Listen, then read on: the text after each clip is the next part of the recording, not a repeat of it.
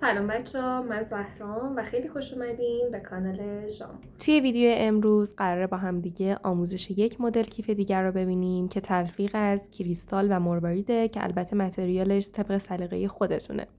این کیف همونجوری که میبینین یه کیف خیلی خاصه که حاوی 2 جیبه، یعنی جیب داره و میتونین توشون وسایل کوچولوتون رو بذارین. خود کیف هم کلی جا داره، با اینکه در ظاهر خیلی نقلیه، کلی جا میگیره گوشیتون رو و یه سری وسایل دیگه‌تون هم میتونین توش بذارین. سایزش رو هم میتونین تغییر بدین، البته کوچیک‌تر نه بزرگترش کنین که در پایان این آموزش با توجه به نتیجه بهتون میگم که چیکار کنین اگه میخواین سایزش تغییر کنه. مرسی بابت لایک و کامنتاتون که کلی به هم انرژی میده. بریم که ویدیو رو شروع کنیم.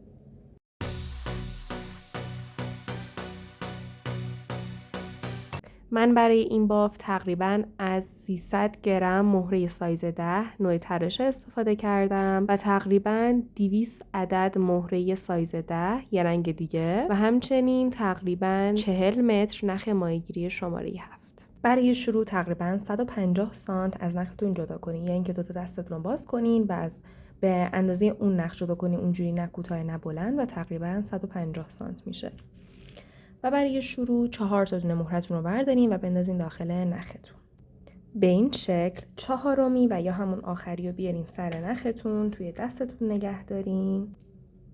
به این شکل سر دیگه نخ رو به صورت مخالف وارد مهرتون کنین. 2 انتهای نخ رو به هم بچسبونین و به اصطلاح همسر کنین و بکشین محکم. به این صورت خونه اولمون که یه خونه 4 تایی هست تشکیل شد. برای بافت خونه‌های بعد وارد یه روتین میشیم که به این شکل هست که 3 تا دونه مهره برمی‌دارین، یکیشو داخل این سر نختون میندازین، یکیشو داخل اون سر نخ. به این شکل سومی رو میارین میندازین داخل یکی از سرای نختون، فرقی نداره کدوم، و با سر دیگه نخ به این شکل میبافین، به صورت مخالف واردش میکنین و همسر میکنین و میکشین. این همسر کردن رو واسه این انجام میدیم که در ابتدا نخمون ثبات نداره، وقتی نخمون جدید درش داریم شروع میکنیم باهاش به بافت، و اگه این کارو نکنیم در ادامه یه سر نخمون کوتاه و یه سر نخمون بلند میشه و این کارو تا 2-3 تا خونه یا 4 تا خونه اول ادامه میدیم. الان خونه بعد رو هم دقیقاً با همین روتین خونه قبل انجام میدیم. 3 تا دونه مهره برمی‌داریم، یکیشو داخل این سر نخ، یکیشو داخل اون سر نخ میندازین و با سومی میبافین به این شکل و به این صورت. با سومی میبافیم به صورت مخالف، از مهره رد میکنیم و همسر و محکم میکشیم. اینم از خونه سوممون. بچه ها بافت رو با همین روتین ادامه بدین و ببافین. من میرم میبافم، به مقدار مورد نظرم که رسید میام تا بهتون بگم که چی کار کنیم. خیلی خب بچه ها ببینین، من الان 13 تا خونه رو بافتم. بچه ها تعداد رو لطفاً به همون تعدادی که من میبافم ببافین، چون پشتش یه فکرایی شده که در ادامه متوجه میشین. الان ببینید کمتر اصلا نبافیم به هیچ عنوان. حالا ته آموزش که نتیجه رو میبینین بذارین ویدیو کامل بیاد، اون موقع متوجه میشین اگه بخواین تغییر سایز و اینا بدین. ولی کمتر از این تعدادی که من میگم به هیچ عنوان نبافین. بیشترش خواستین بکنین بعد صبر کنین تا ویدیو چیز بشه، کامل آپلود شه، بعد بر اساس اون خودتون نتیجه گیری کنین. ولی خب سایز معقولیه، فکر نمی‌کنم بخوایم بزرگترش کنیم، ولی کوچیک‌تر نه زش میشه. خب الان ببینین بچه‌ها، یه خونه، 2 خونه، 3 خونه، 4 خونه، 5 خونه، 6 خونه، 7، 8، 9، 10، 11، 12، 13. الان 13 تا خونه است ردیف اولمون. یه خونه دیگه میخوایم ببافیم، خونه آخر. 3 تا دونه مهرتون رو میارین و هر 3 تا رو میندازین داخل یه سر نخ، فرقی نداره کدوم، و میبافین. سومی رو توی دستتون نگه میدارین و با سر دیگه نخ محکم میکشین و میبافین. به این شکل بچه ها ردیف اولمون که شامل 14 تا خونه هست تکمیل شد. میریم سراغ ردیف دوم. برای شروع ردیف دوم 3 تا دونه مهره برمیدارین، هر 3 تا رو میندازین داخل یه سرنخ که الان بهتون نشون میدم. الان ببینید یه سرنخمون به سمت بافته، یه سرنخمون به سمت بیرون بافته. هر 3 تا رو بندازین داخل این سمت چپ و اون بیرونیه و ببافین.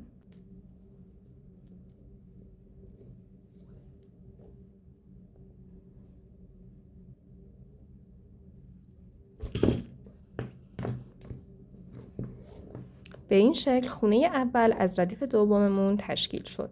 برای بافت خونه های بعد وارد یه روتین میشیم که الان بهتون میگم که بیشتر بافتمون با این روتینه. ببینید نخ پایین، الان ببینید بچه اینجا یه نخ بالا داریم به سمت بیرون بافت و یه نخ پایین داریم به سمت بافت. این نخ پایینی رو از این مهره کناریش رد کنین.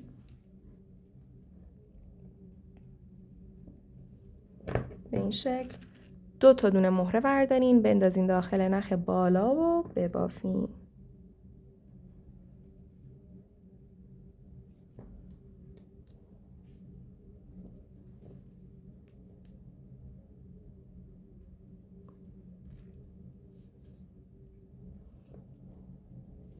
محکم بکشین. به این شکل خونه دوم از ردیف دوممون تشکیل شد. خونه‌های بعد رو دقیقاً به همین روتین نخ پایین از مهره کناری رد میشه. 2 تا دونه مهره برداشته میشه، داخل نخ بالا انداخته میشه و بافت میشه.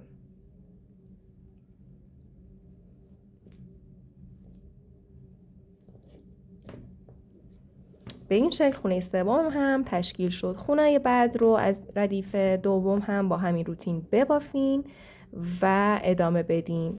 من بافتم و ادامه میدم. جایی که نخم کوتاه شد میام که بهتون بگم چجور نخ جدید اضافه کنین و ادامه بدین.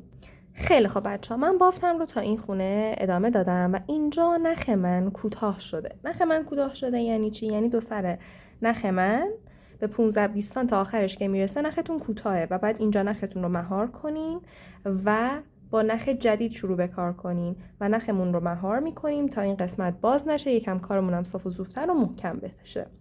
حالا اینجا در حین ادامه بافت میخوام بهتون فلسفه اضافه کردن نخ رو بگم که یه قانون داره، همین یاد بگیرین دیگه کلا میتونین ازش استفاده کنین.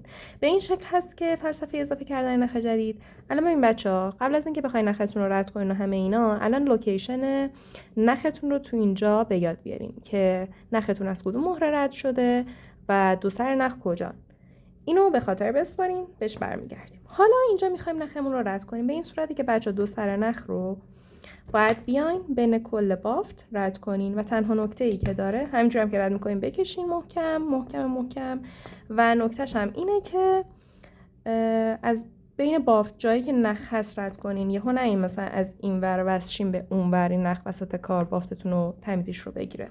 به همین شکل 2 سر نخ رو بین بافت رد میکنین، این سر نخ رو بعد مثلا میرین سراغ اون سر نخ، همینجور رد میکنین تا اینکه این قسمت باز نشه، بافتتون محکمتر و صاف و صوفتر بشه و همه اینا. من میرم 2 سر نخ رو رد میکنم و بعد میام پیشتون. خیلی خوب بچه، من اینجا 2 سر نخم رو رد کردم تا یه جایی و الان همونجوری که میبینین قسمت از بافت دیگه باز نمیشه. اوکیه. الان اینجا باید 2 انتهای نخ رو از ته بگیرین و قیچی کنین به همین سادگی. حالا نخ جدیدمون رو میاریم دوباره تقریبا 150 سانت و اینجا بچه بهتون گفتم اون لوکیشن موقعیت نختون رو به یاد بسپارین کجا بود و اینا. کجا بود؟ تو این مهرمون بود به این شکل. این نخ بالا بود، این نخ پایین. الان فرض کنین این همون نخ قبلی است و بافت رو باهاش ادامه بدین. فقط باید حواستون باشه نخ جدید تا 3 تا خونه اول همسر کنین و بعد ببافین و بکشین. الان اینجا همونه دیگه، نخ پایین از مهره کناری رد میشه، داخل نخ بالا 2 تا دونه مهره انداخته میشه و بافت میشه. بافت رو ادامه بدین، خونه آخر میان پیشتون. الان رسیدیم به خونه آخر. خونه آخر از ردیف دوم رو به این شکل بعد ببافین. نخ پایین رو که مثل قبل از مهره کناری رد میکنین. اینجا 2 تا دونه مهرتون رو میارین و هر 2 تا رو میندازین داخل نخ پایین و میبافین.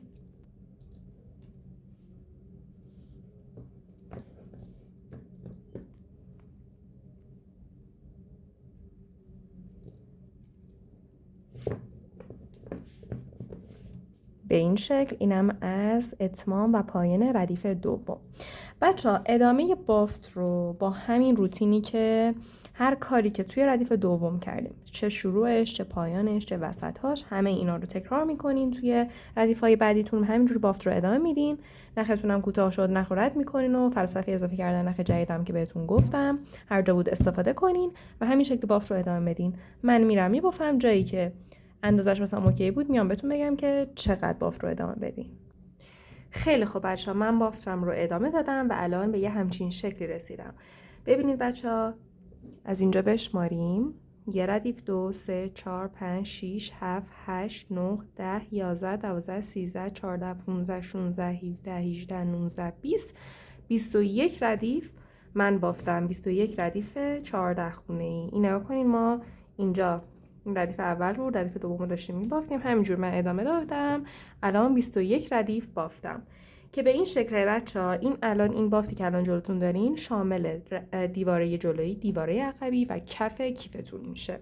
به این شکل بچه‌ها که 8 ردیف دیواره جلویی، 8 ردیف دیواره عقبی و 5 ردیف کف کیف رو شامل میشه. حالا تو این مرحله میخوایم چیکار کنیم؟ تو این مرحله میخوایم بچه‌ها با هم دیگه دسته های کیفمون رو ببافیم.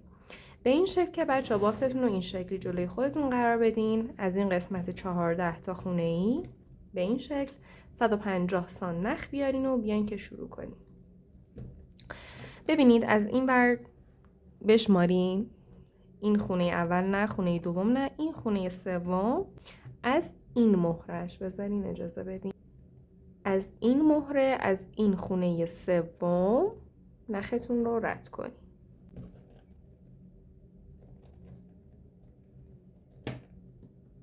به این شکل. و حالا میخوایم شروع کنیم به بافت.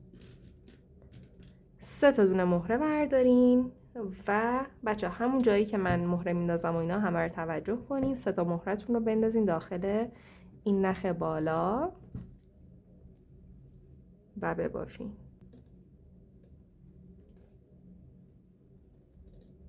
نخ جدید تا 3 تا خونه اول همسر کنین و بعد بکشین.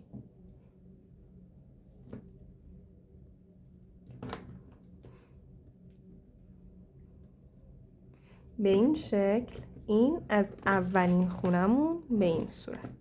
الان واسه یه بافت خونه بعدی بچه اینجا یه نخ پایین داریم به سمت بافت، یه نخ بالا داریم به سمت بیرون بافت. این نخ پایینیه رو از این مهره کناریش این مهره رد کنیم.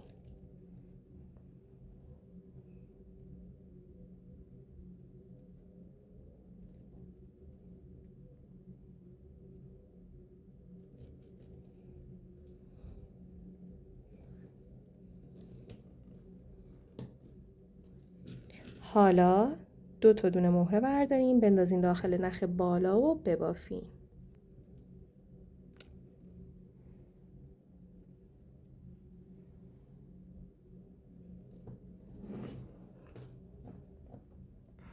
به این شکل. اینم از خونه دوممون.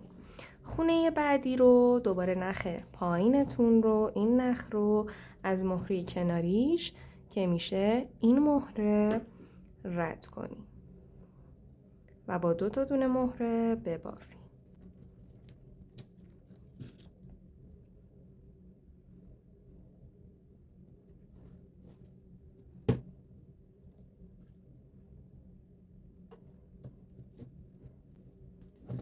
خیلی خوب. اینم از خونه سوممون.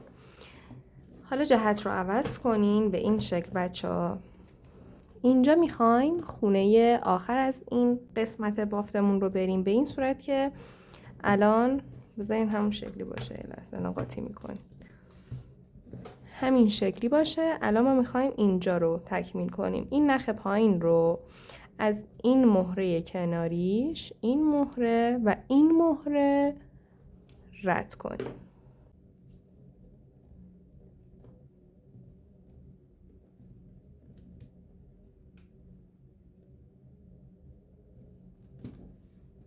حالا به این صورته و اینجا یه دونه مهره بردارین بندازین داخل یه سر نختون، فرقی نداره کدومو، با سر دیگه نخ ببافین و محکم بکشین. به این صورت خونه آخر از این قسمتمون هم تکمیل شد. حالا بچه‌ها واسه ادامه بافت میخوایم چیکار کنیم؟ الان ببینین اینجا یه مکعب تشکیل شد. خب میبینینش؟ قراره به این شکل مکعب ببافیم و دستمون رو تکمیل کنیم. حالا واسه شروع این مکعب الان یه مکعب میبافم و بعد میتونین ادامه بافت رو بریم. الان 3 تا دونه مهره بردارین و بندازین داخل یه سر نختون. فرقی نداره کدوم. بچه من اینجا زاویه رو عوض میکنم، میارمتون روی این قسمت تا شما اگه تراشه نباشه انقدر واسه اینجوری صاف نمیسم مالتون، ولی عیبی نداره، با یه چیزی نگرش دارین و ببافین. الان اینجا تو این موقعیت 3 تا دونه مهرتون رو بندازین داخل یه سر نخ، فرقی نداره کدومو، ببافین.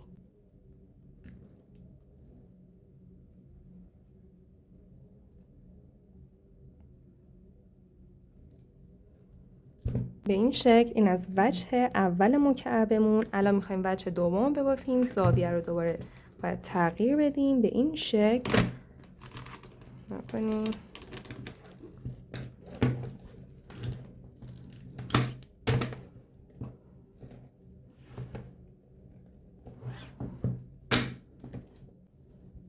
خیلی خوب بچه، اینم از اولین وجه مکعبمون. الان میخوایم وجه دوم رو ببافیم. الان اینجا ببینید بچه ما یه نخ سمت پایین داریم که به سمت بافته، یه نخ بالا داریم که نخ به سمت بیرون بافتمونه. خب این نخ پایین رو از مهره کناریش بررد کنیم که میشه این مهره. ببینید این مهره از مکعب قبلیه و با 2 تا مکعب و با 2 تا مهره ببافیم.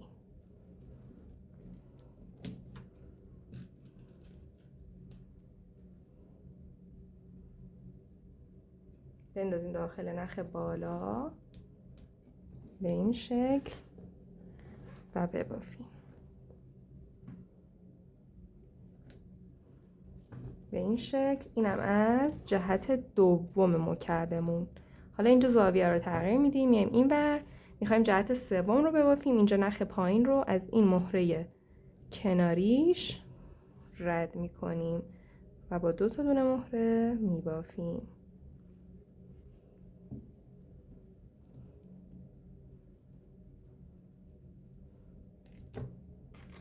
اگه نختون یه جا بیرون نیامد با یه چیز تیز قیچیتون چیزی بزنین زیرش که بیاد بیرون و بعد اوکی میشه.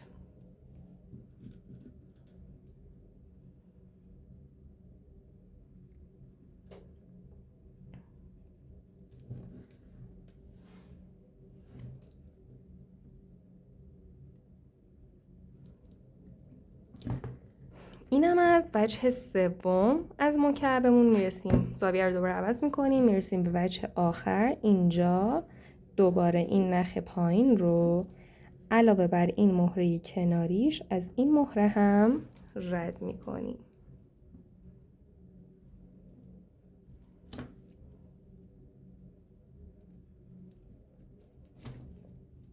به این شکل. و حالا یه دونه مهره برمیدارین، میندازین داخل یه سر نختون، فرقی نداره کدومو، میبافین.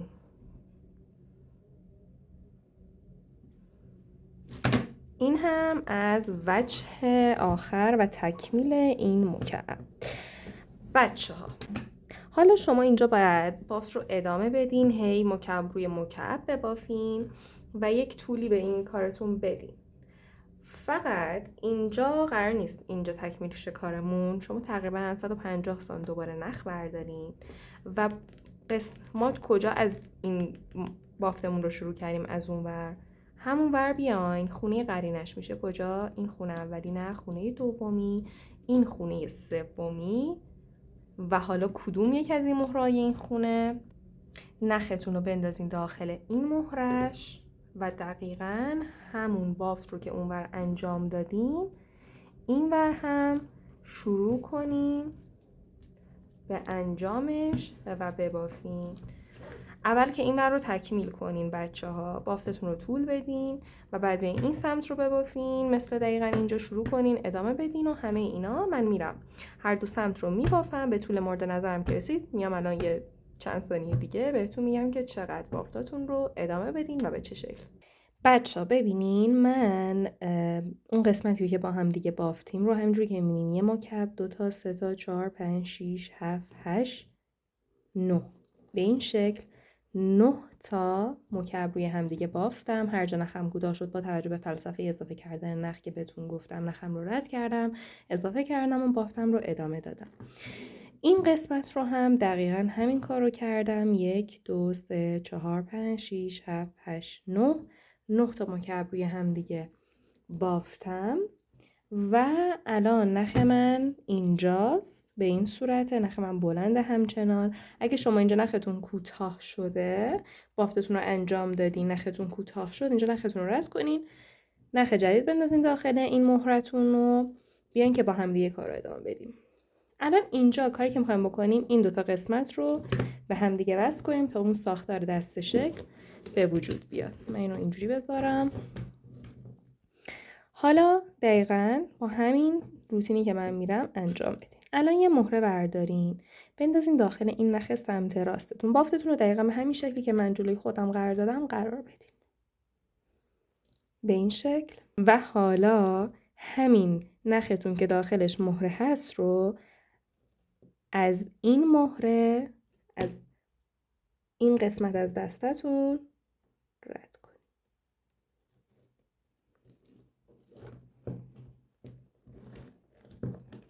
به این شکل. اینجا باید خیلی بچه‌ها فشار دستتون زیاد باشه، محکم بکشین. و اینجا می‌خوایم از بافت گرهی استفاده کنیم. الان دوباره یه دونه مهره بردارین، بندازین داخل یه سرنختون، فرقی نداره کدوم. همون سرنخ رو برگردونین داخل مهره، یه همچین بافت گرهی به وجود میاد. شکل گره طوری. حالا سر دیگه نخ رو از زیر این گره بیارین بیرون و دو سر نخ رو محکم بکشین. اگه اینجا نختون جدیده همسر کنین و بکشین به این شکل. اینجا یه گره به وجود میاد توی بافتتون، ببرینش داخل این مهرتون. حالا میخوایم ادامه بدیم. برای ادامه بافتتون رو باید بچرخونین به این سمت. الان اینجا ببینید بچه‌ها، یه نخ سمت راست داریم، یه نخ سمت چپ. هر دوتا رو از مهره‌های کناریشون، این مهره کناری نخ سمت راسته، این مهره کناری نخ سمت چپه. دو سر نخ رو ازشون رد کنیم. یکم اینجا نشون دادن این سخته، ولی من تلاشم رو میکنم.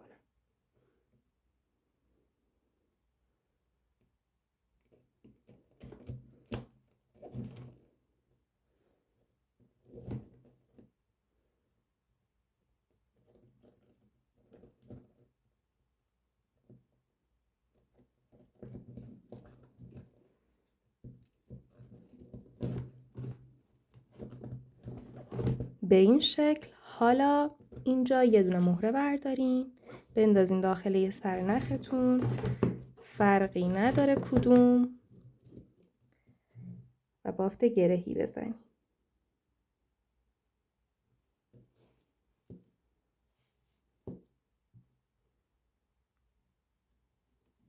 محکم بکشین بچه. اینجا قشنگ همش باید فشار دستتون زیاد باشه. گره رو ببرین داخل مهره. ببین بچه ها، این خونه جدیده این قسمت. حالا باید دوباره بچرخیم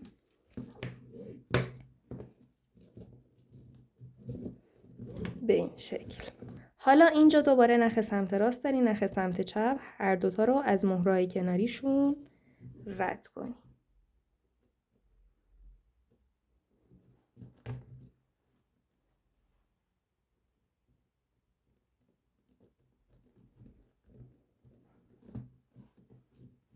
به این شکل. حالا یه دونه مهره بردارین و بافت گرهی بزنین.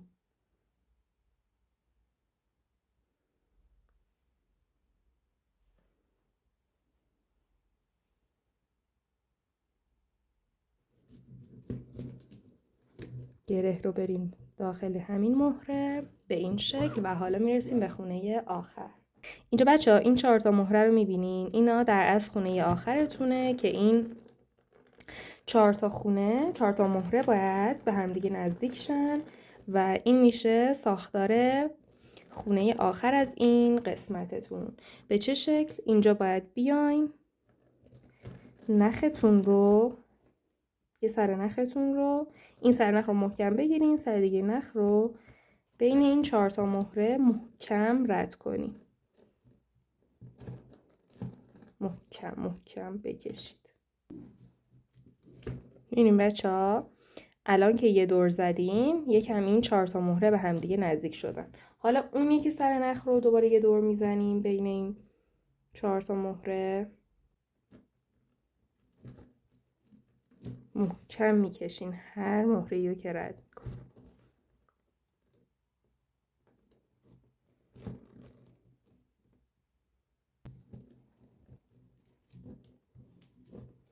میبینین بچه‌ها چقدر قشنگ به هم دیگه نزدیک شدن. میتونین بازم رد کنین اگه مهراتون سوراخاش جا داره. اگه هم که اینجوری مثل من شدین که الان اوکیه، بعد الان برید دو سر نخ رو بین کل دسته رد کنین تا این قسمت محکم و اینا بشه، باز دیگه نشه و این قسمت دستتون اوکی میشه. و وقتی این قسمت رو اوکی کردین دقیقاً هر کاری که این قسمت روی این لبه این دسته واسه این دسته انجام دادیم رو بیاین دقیقاً این سمت هم انجام بدین. فقط حواستون باشه الان ببینیم بچه‌ها ما این سمت این حالت بیرون زده دسته رو نداریم. خب این چرا مهمه؟ واسه این که اون سمت هم که بخواین انجام بدین دقیقاً حواستون باشه این حالت برجسته کار اون سمت هم دقیقاً مثل این سمت باشه، نه این مثلا اون سمت رو از اون ور شروع کنین. هر دو طرف دقیقاً مثل هم، کپی هم، دقیقاً یه همچین شکلی بیاین اون شکل اون سمت کپی کنین ببافین و بعد بیاین که با هم دیگه ادامه بدیم. خیلی خب بچه‌ها، من اون دستم رو اون سمت رو هم بس کردم همینجوری که میبینین و الان میخوایم ما هم دیگه ادامه کار رو بریم.